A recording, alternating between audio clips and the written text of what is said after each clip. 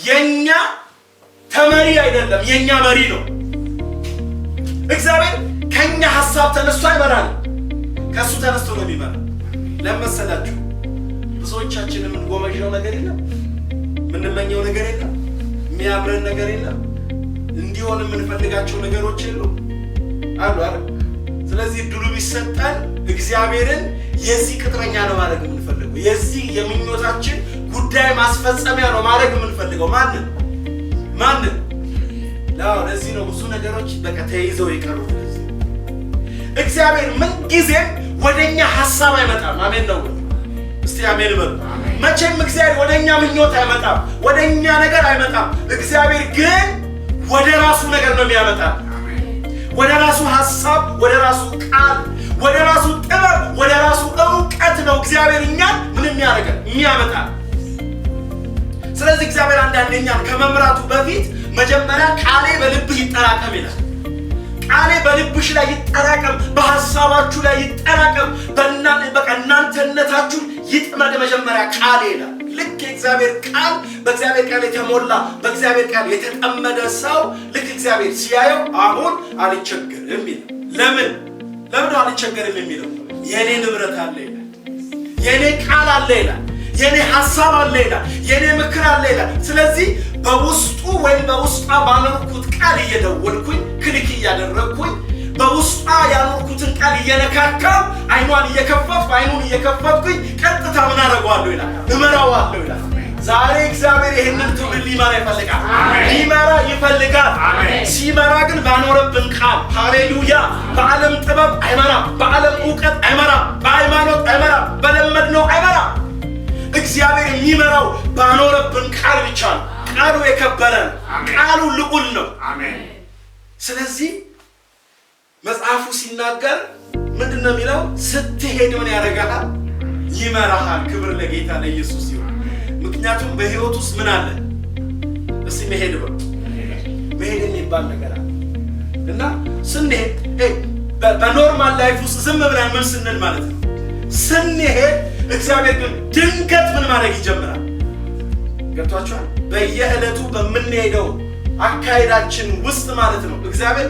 ባኖረብን ነገር ቀስ እያለ እኛን ምን ማድረግ ይጀምራል ይመራናል የሚገርማችሁ ነገር እግዚአብሔር የሚመራው ሰው በስኬጁል አይኖርም በፕሮግራም አይኖርም በለመደው አይኖርም ሰው ባሰበለት አይኖርም እግዚአብሔር የሚመራው ሰው የሚኖረው እግዚአብሔር ፕሮግራም ባወጣለት ነገር ብቻ ነው የውላችሁ አንድ ነገር ልንገራችሁ እግዚአብሔር የሆነ ፕሮግራም ከፊት አውጥቷል እስቲ አሜን በሉ የሆነ እግዚአብሔር ያወጣው የሆነ ፕሮግራም አለ የሆነ አጀንዳ እግዚአብሔር ከፊት አውጥቷል ስለዚህ እግዚአብሔር ሲመራ ወደ አላሰብነው ነገር ሃሌሉያ እጅ ወደማይል ነገር ሰው ወደማይል ነገር መለኮት ወደሚሸት ነገር እግዚአብሔር ስንሄድ ማለት ነው እኛ በቃ ኖርማል መስሎን በምንሄደው ነገር ውስጥ እግዚአብሔር ያልተለመደን ነገር በማድረግ እግዚአብሔር ይመራል እኔ አንድ ነገር በእናንተ ላይ እናገራለሁ ከዚህ በኋላ በምትሄዱት አካሄድ ላይ እግዚአብሔር ጣልቃ እየገባ ወደሚፈልገው ነገር ያስገባችኋል ወደሚፈልገው ነገር ያስገባናል ይሄንን ማመን አለብን በቃ ስትሄድ ምን ያደርጋል አንድ በጣም ደስ የሚለው ነገር መሄድ ከማን ነው እስቲ መሄድ ከኔ ነው መምራት ከእግዚአብሔር ነው ይሁን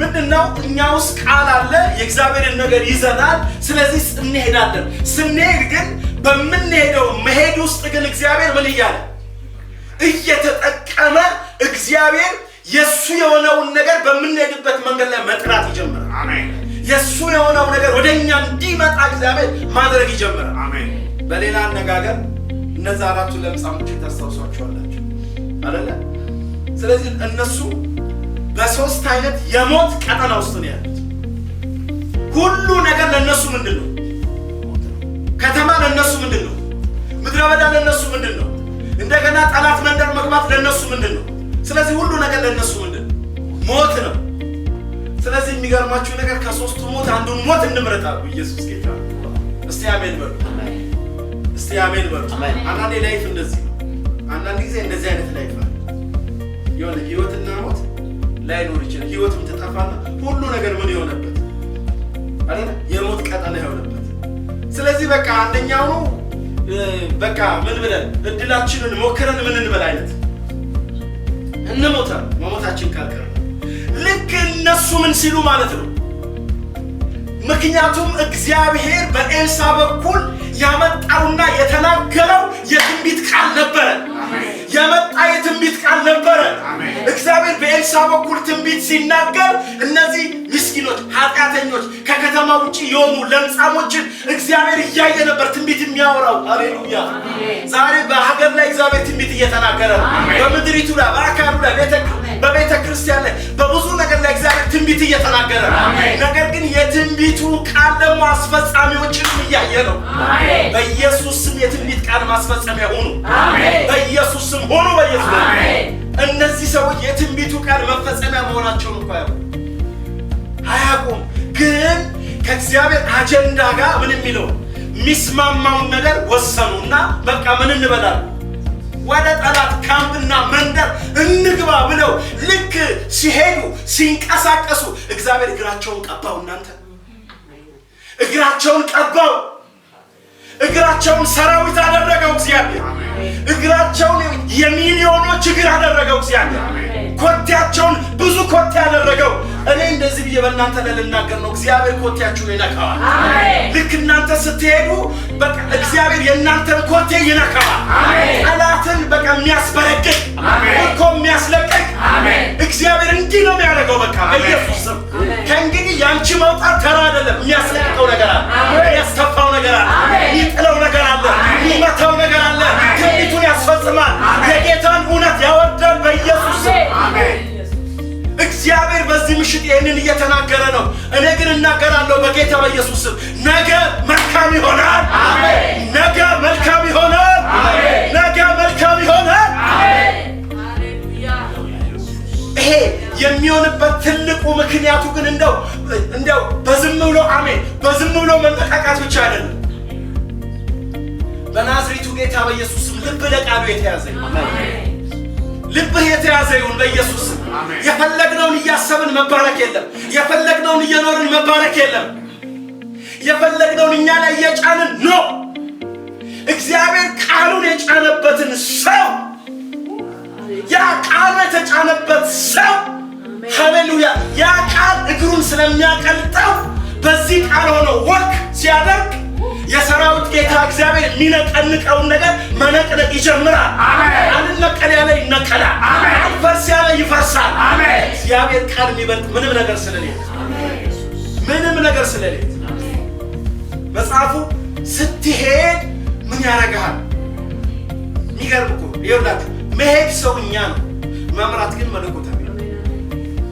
እንደ ሰው ስንሄድ እንደ ሰው መሄዳችንን እግዚአብሔር ያይና መለኮት በአካሄዳችን ውስጥ መፍሰስ ይጀምራል። አሜን። በእኛ አካሄድ እግዚአብሔር በር ያገኛል፣ መንገድ ያገኛል፣ የሆነ ነገር እድል ያገኛል። እኛ ስንሄድ ሰማይ መንቀሳቀስ ይጀምራል። እኛ ስንሄድ መላእክት መንቀሳቀስ ይጀምራል። እኛ ስንሄድ አብ ወልድ መንፈስ ቅዱስ መንቀሳቀስ ይጀምራል። እኛ ስንሄድ እኮ እናንተ ሰዎች ስትሄድ ይመራሃል እኮ ሚስጥር ነው፣ ዲቫይን ነው፣ መንፈሳዊ ነው፣ መንፈሳዊ ዓለም ነው። ስትሄድ አንተ ነህ፣ ስትሄጂ አንቺ ነሽ። ነገር ግን በመሄድ ውስጥ ግን እግዚአብሔር አብሮ ይገባል። በምንሄድበት ነገር ውስጥ እግዚአብሔር መፍሰስ ይጀምራል። እግዚአብሔር መግባት ይጀምራል። ሃሌሉያ! በጌታ በኢየሱስ ስም ዛሬ እግዚአብሔር በዚህ ምሽት በእውነት እግዚአብሔር ለዘመናት ሲያስበው የነበረ የቀጠረው ቀን የሚፈጸምበት ምሽት ይሁን። አሜን። በቃ ህይወት እንዳልነበረ ሆኖ የሚቀየርበት ምሽት፣ ታሪካችን እንዳልነበረ ሆኖ የሚቀየርበት ምሽት፣ ተራነት ተራ የሚሆንበት፣ የእግዚአብሔር መንፈስ በልዩነት እያንዳንዱን የሚያሻግርበት ምሽት በጌታ በኢየሱስ ስም። ሰይጣን እንደፈለገ ከእንግዲህ በኋላ የማንንም አይምሮ የማያገኝበት እስቲ አሜን በሉ። ማንንም እንደፈለገ የማያሰቃይበት ይሁን በጌታ በኢየሱስ ስም። በጠላት ላይ የምትከብዱ ሁኑ፣ የምታስፈሩ ሁኑ፣ የማትመቹ ሁኑ፣ የተዘጋችሁ ሁኑ።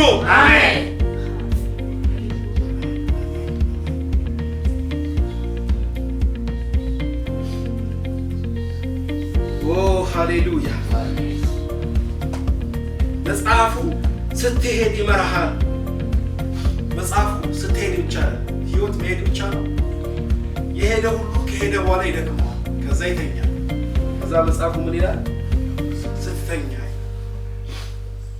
የህይወት ሁሉ ጊዜ መሄድ አይደለም። እና የሚገርማችሁ ስንተኛ ግን የምንተኛው በልባችን ካኖርነው ቃል ጋር ነው። ስንሄድም እንደዛው። ስንተኛም ከምኑ ጋር? እስቲ ከቃሉ ጋር ተኛለሁ። ከቅዠት ጋር አልተኛም በሉ። ከምኞት ጋር አልተኛም በሉ። ከፍልስፍና ጋር አልተኛም በሉ። ከሰው አፍ ቃል ጋር አልተኛም በሉ። ከቃሉ ጋር ተኛለሁ በሉ። እንግዲህ አስቡ። በቃ ስትተኛ ምን ያደርግሃል? ሃሌሉያ ይጠብቅሃል። አሜን። አሁንም በመተኛታችን ውስጥ የመለኮት ዓለም ይዘረጋል። አሜን። እኛ ድብን ያለ ማንኮራፋት ውስጥ ነው ያለነው። ኢየሱስ ጌታ ነው። አሜን። መልአክ ግን ዘልቆ መላክ። ኢየሱስ ጌታ ነው። በቃ ዙሪያችንን ይዞራል። አሜን። ማን? ለቅዱሳን የታዘዙ ምኖች አለቁ። እያንዳንዱ ቅዱሳን የታዘዘለት ምን አለ? አሜን። እኛ እኮ ይመስለናል አንዳንድ ጊዜ ተኝቶ መነሳት ቀለለብናል። አንድ ቀን ግን ይከብድሻል። ችግር የለም። የቀለለበት ሰው የሚከብደው ዘመን ይመጣል። ለአንዳንዱ በጤንነት ውስጥ ካለ ለሱ ምንድን ነው? ጤንነት ለሱ ምንድን ነው? የጤንነት ዋጋ የሚሰጠው ማን ነው? ብዙ ጊዜ የኔ እናት ከምትባረክበት ትልቅ በረከት አሉ። እግዚአብሔር በጤና ይባርክ ትለኛለች። በጤና ይባርክ ስትለኝ በጣም ብዙ የገባት ነገር ስላለ በምን ውስጥ እንዳለች ስለማቅ ማለት ነው። ጤና በጣም ትልቅ ምንድን ነው? ይኸውላችሁ ጤናን የሚያካልል ሰው ጤነኛ ነው። እግዚአብሔር ይሄንን ጤነኛውን ሰውዬ ይፈውሰው ነገር የጤናን ዋጋ የሚያውቀው ማን ነው ብለን ብንል የታመመ ሰው። ስለዚህ እንደፈለግ ተኝተህ የምትነሳው ሁሉ እንደፈለግን ተኝተን የምንነሳው ሁሉ ተኝተን መነሳት ስለቻለን ሳይሆን እግዚአብሔር ስለጠበቀን። አሜን። ስትተኛ ምን ያደርጋል ነው የሚለው? ይጠብቅሃል ነው የሚለው። አንዳንዱ ተኝቶ ለዘላለም ተኝቶ ይቀራል። ግን እግዚአብሔር ምንድነው? ስትተኛ ምን የሚል? ስትተኛ ምን ያደርጋል? ያ ውስጣችን ያለው ቃል እግዚአብሔር ምን ልክኛ ስንተኛ በቃ በልባችን ያለው ቃል ወለል ብሎ ለሰማይ ያለ ይታያል። አሜን። ያኔ በዛች ቃል ምን ትሆናለች? ጥበቃ ይታዘዛል። እስቲ አሜን በሉ። አሜን። ስለዚህ ስተኛ ይጠብቅሃል። እንደገና ደግሞ ስትነሳ ምን ይላል? ትንሽ ሄቪ አይገርም? ይመራሃል፣ ይጠብቅሃል። ከዛ ደግሞ ምን ይላል? በቃ እዚህ ጋር ነው ሰው የማያስፈልገው። እዚህ ጋር ሰው አያስፈልግም በሉ። በደንብ በሉ። ለመሰላችሁ ብዙ ጊዜ ጠላት ብዙዎቻችንን የሚመታው በሰው፣ ነገር ግን በውስጣችን ያለው ቃል ግን እኛን ምን ማለት ሲጀምር ማነጋገር ሲጀምር በቃ ሙሴ ከማን ጋር እንደተነጋገረ እንደማለት ነው።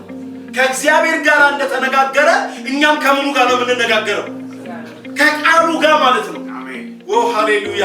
እግዚአብሔር በእንደዚህ አይነት ልምምድ ይባርከን። በቃ ከቃሉ ጋር ምን ትላለህ? አሁን ይኸውላችሁ የሚገርማችሁ ነገር ብዙ ጊዜ ቃሉ ነው አይደል የሚናገረው? እኛስ መቼ ነው ለቃሉ መልስ መሰጠን የምንናገረው? መቼ ነው ወደ መነጋገር የምንመጣው?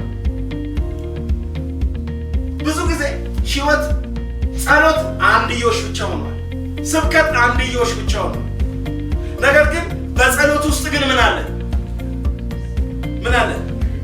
ንግግር አለ፣ መነጋገር አለ። ጸሎት ማለት ተንበርክከን አሜን ብሎ ብድግ ማለት የሆነብን ብዙዎች ነን። ኖ ጸሎት እንደሱ አይደለም። ጸሎት ማለት ስንናገር የሚያቋርጥ ድምፅ አለ። ቀይር እንዲህ የሚባል ጸሎት የለም። ይሄ መለኮት ማለት ኖ ይሄ ቃሌን አይወክልም፣ ይሄ ቀይር የሚል መንፈስ አለ በጸሎት ውስጥ። እኛ ግን ጆሮአችን ግን በጣም የተያዘና የደነቆረ ከሆነ ግን ብለን ሊናገር ሲል ብድግ ሊናገር ሲል ሊናገር ሲል ሰው እንሰማለን። ሊናገር ሲል እኛ እንናገራለን። ኖ ጸሎት ግን እንደሱ አይደለም። ሲጀመር ጸሎት መገለጥ ነው። ጸሎት በጋይዳንስ ነው። ጸሎት እየሰሙ ነው። አንድ ቀን ምንድነው ማጸልየው ብዬ አስቤ አላውቅም። እግዚአብሔር ከካልኩሌሽን አውጥቶኛል። መንፈስ ቅዱስ ራሱ ምን ያደርጋል? ይመራል። እውነት እየመራ ምን ያደርጋል? ያጸልያል። እባካችሁ ስትመረከኩ እንደው መመረከካችን ካልቀረ እኛ ብቻ ምንናገር እንዳንሆን በምንጸልየው ውስጥ ደግሞ ሚናገር እንዳለ አምነን ልክ እንደዚሁ ደግሞ የእግዚአብሔርንም ቃል ደግሞ ምን ስንለው አይታችኋል። በተለያየ ሃይማኖት ውስጥ የሚደግሙት ነገር አለ እንደሚሉ እኛም እንደዛው ነን። አሁን እኛ ባለንበት ሁኔታ ላይ የማንንም ሃይማኖት የምናማበት ስብና የለንም። ስላልተሻለ እንዲያውም ስለተበለጠ አፍ የለንም። ማንንም ለማለት ለማማት በማንም ላይ ለመናገር ምን የለንም? ኤቪደንስ የለንም። እግዚአብሔር እነዛን ከሚቆጣ ይልቅ እኛን እየተቆጣ ያለበት ሰዓት፣ እኛ ላይ ትኩረት እያደረገበት ያለበት ሰዓት፣ ማንንም ላይ መቀሰት የምንችልበት ዘመን ላይ አይደለንም። መቀደስ አለብን፣ መስማት አለብን፣ መጥራት አለብን። ፍርድ ከየት ነው የሚጀምረው? ስለምን ከቤቴ ስለምን ግልጽ ነው ወይ? ስለዚህ ያነጋግርሃል። ምኑ ነው የሚያነጋግረው? በቃ አሁን እኛ ተናግረን ምን አመጣን? እስቲ አሁን ቃሉ ያነጋግረን። ያደረብን ቃል በእኛ ውስጥ ያደረው ቃል ሬማ ሆኖ ያነጋግራል። አሜን። እስቲ አሜን በሉ። ዝም ብለህ ስትሰማ የነበረው ቃል እንደ ኖርማል ስንሰማ የነበረው ቃል የሆነ ጊዜ በመገለጥ የሆነ ጊዜ መገለጥ ሆኖ ይመጣል። ጉልበት ሆኖ ይመጣል። ህይወት ሆኖ ይመጣል። አቅም ሆኖ ይመጣል። በልዩነት ይመጣል። እንደ ተራ የሰማነው ቃል የሆነ ጊዜ እንደ እግዚአብሔር ይሆናል። ራሱ ምኑ ቢባል የቃሉ ባል ቃሉ ምን ያደርግሃል? እስቲ ያነጋግርሃል። በኢየሱስ ስም የእግዚአብሔር ቃል በመገለጥ ያነጋግራችሁ። በመገለጥ ያነጋግራችሁ። ሃሌሉያ። ይህ ነገር ከባድ ነው። ይህ ነገር ልክ ቃሉ ያነጋገረው ሰው የሚያውቀው ጉዳይ ነው። ቃሉ ያነጋገረው ሰው ነው የሚያውቀው። እናንተ እግዚአብሔር ያነጋግራል። አሜን ነው ወይ? አሜን። ዘወር እስክትይ ድረስ ያነጋግርሽ። አሜን። ሰው ነው ምንድነው እስክንል ድረስ በቃ እንደዚህ ዘወር ያርገን። አሜን ነው። ልክ ዮሐንስ በፈጥሞ ደሴት ላይ እንደሆነ አይደለ? በጌታ ቀን በምን ነበር? ከዛስ ምን ሆንኩኛል? ምን ሰማዋል? ከዛ የሚናገረኝንም ለማየት ምን አልኩት? በኢየሱስ የሚናገረውን ለማየት ዞር ሲል አይኑ በሙሉ ተጠቅልሎ የመጨረሻው ዘመን ዓለሙ ሰተት ብሎ የሆነ ድምፁን ሲሰማ እግዚአብሔር አይኑ ቀማው ማለት ነው። ልክ እግዚአብሔር ሲያነጋግረን እንዴ ብለን አንዴ ሽፍት ስናደርግ ሽፍት ሆነን እንቀራለን። ላንመለስ ማለት አይተን ብንባንን እንኳን አይተን ወደ እኛነታችን ብንመለስ እንኳን ተለውጠን አዲስ ሰው ሆነ። አንድ ቃል አንብበና ልጨርስ። እንዲህ ይላል የእግዚአብሔር ቃል በኢሳይያስ መጽሐፍ 57:18 ላይ ይሄንን ተናግሬ ልጨርስ። ኢሳይያስ 57:18 መንገዱን አይቻለሁ፣ እፈውሰውም አለሁ፣ እመራውም አለሁ፣ ለእርሱና ስለ እርሱ ለሚያለቅሱ መጽናናትን እመልሳለሁ። ኢሳይያስ ስንት ነው ያልኩት? 57:18 ይሄንን ቃል ጮክ ብሎ የሚያነበው ሰው አለ?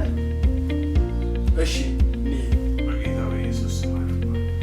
መንገዱን አይቻለሁ፣ እፈውሰውም አለሁ፣ እመራውም አለሁ፣ ለእርሱና ስለ እርሱ ለሚያለቅሱ መጽናናትን እመልሳለሁ።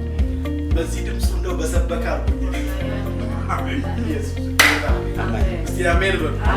ስለዚህ አሁን እግዚአብሔር ሲመራ ምን እያደረገ ነው? የሚመራን ምን እያደረገ ነው? መንገዳችንን እያየ። እስቲ መንገዴን እያየ ይመራኛል በሉ። እስቲ እንደገና በሉ። እስቲ እንደገና በሉት። እግዚአብሔር ሲመራ ምናችንን እያየ? መንገዳችንን እያየ። ታዲያ መንገዳችንን ሲያይ ደግሞ መንገዱን አይቼዋለሁ ደግሞ ምን አደርገዋለሁ? አይታችኋል አይደል? ይኸውላችሁ የነፍስ ፈውስ፣ የስጋ ፈውስ፣ የብዙ ነገር ፈውስ ጥሩ ነው፣ መልካም ነው። የመንገድ ፈውስ አለበት ነው አላውቅም። እናንተ ሰዎች የመንገድ ፈውስ የሚባል አለ። እኛ የለመድናቸው ፈውሶች የተለያዩ ናቸው። የመንገድ ፈውስ ግን ያለ አይመስልም። ግን እግዚአብሔር ምን አለ? መንገዱን አይቻለሁ፣ ይሄንን መንገድ ደግሞ ምን አደርገዋለሁ? እፈውሰዋለሁ። ብዙ ጊዜ የብዙ ነገር በሽታ መንገድ ነው። መንገዱ የተፈወሰ ምኑ ይፈወሳል? ብዙ ነገሩ ይፈወሳል። አንዳንድ ነገር የሆነው መንገዱ በሽተኛ ስለሆነ ነው።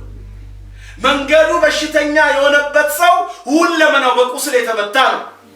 ነገር ግን እግዚአብሔር መንገዱን የፈወሰለት ሰው ግን በቃ በሚሄድበት ቦታ ላይ ፈውስ እያጨደ ነው የሚሄደው። ለምን ብለን ብንል መንገዱ ምን ብሏል? ጳውሎስ እኮ አረ ይሄ ነገር ያስፈራናል። ሐዋርያ ጳውሎስ ይሄ የመርከብ ጉዞ ምን ይላል? ያስፈራል። በዚህ መንገድ ላይ ምን አለ? ሞት አለ፣ በሽታ አለ፣ ጉስቁልና አለ እያለ ሲናገር፣ ሌሎቹ ግን ምን አሉ? ኖ በካፕቴኑ በመርከብ መሪ አብራሪው በእንትኑ በልምዱ በስኪሉ በምን ተማምነው ኖ ኖ ኖ ኖ ብሎ ምን አሉ? ተቆፈሱ።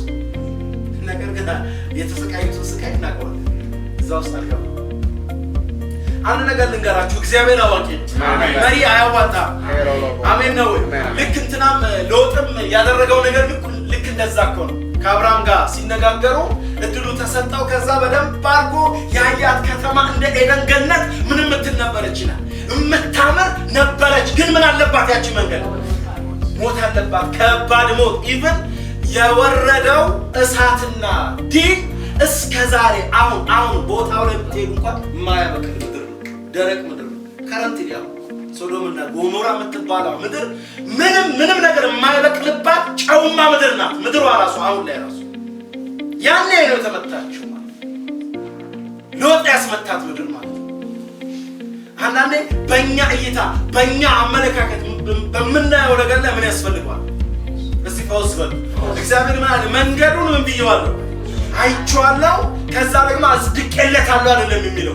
መንገዱን አይቼዋለሁ፣ ነገር ግን እሱ ከመሄዱ በፊት ከመግባቱ በፊት ጣልቃ ገብቼ መንገዱን ምን አድርጌዋለሁ? ፈውሼዋለሁ።